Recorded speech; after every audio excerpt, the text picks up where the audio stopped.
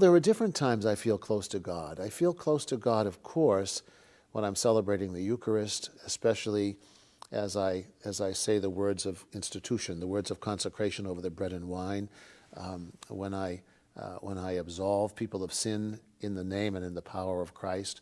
But I also feel very close to Christ when I sit quietly early in the morning in my chapel, and when I can have quiet time like that before the Lord, I very much feel His presence too. No matter how busy he was, no matter what needed to be done before we started a ceremony, he would, and sometimes it would happen afterwards, but very often before, he would take time, go and kneel, take some time in prayer, really ground himself, center himself in the Eucharist to do what he was about to do, which when the Church teaches that the Eucharist is the source and summit of our faith, he was going to the source in order to bring the summit to the people. I think a seminarian should look to his bishop and say, I want to be that kind of priest one day. And when I look to him, I think the same thing. Not only because he is a good man and presents himself well and speaks well, but he's a very holy man. I know him to be a man of prayer. He celebrates the liturgy well. He preaches and speaks in a very engaging fashion. The Catholic Diocese of Buffalo is blessed by another fine shepherd, a priest who truly cares, a bishop who is forward-thinking and grounded in the truth of our Catholic faith. The priest really is meant to be, I say this in a humble way, but a living icon of Christ the Good Shepherd. In other words, people should be able to see something of the Good Shepherd in their priests, even though we can cloud that by our own weakness and sinfulness. But our job is to be able to reflect Christ the Good Shepherd.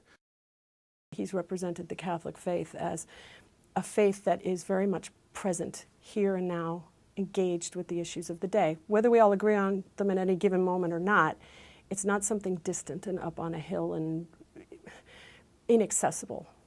He takes a lot of things to heart. That people can be harsh, people can be cruel, people might have criticisms that he may take too much to heart, and I think that's hard.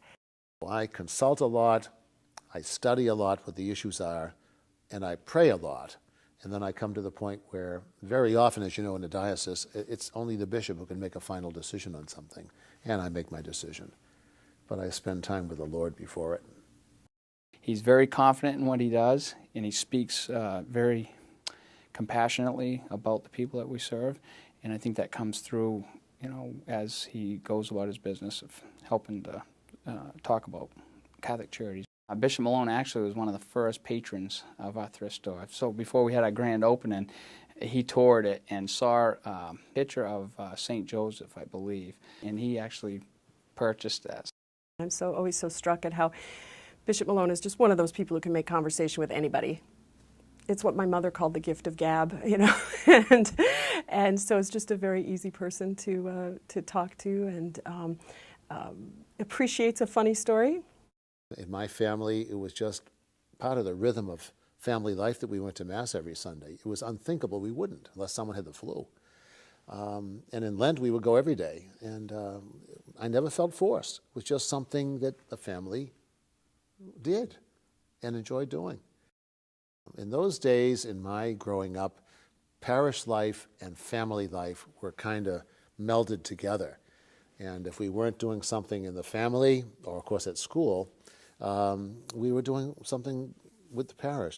In a sense, what you see is what you get, and he's easy to work with, and very much likes people.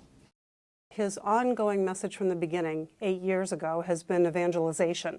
That's been his key.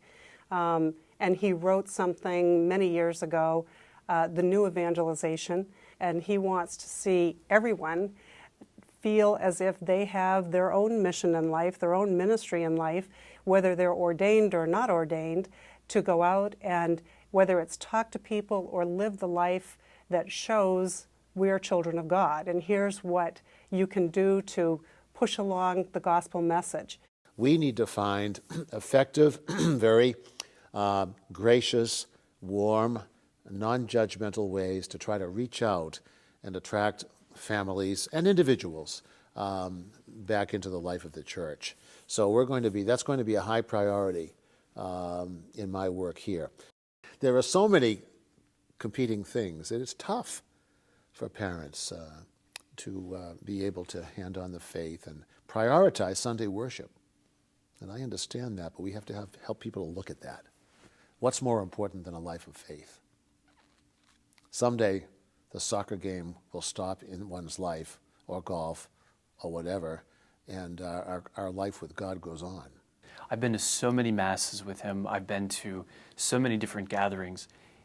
This man loves the Eucharist. He celebrates Mass reverently, with attention, with devotion.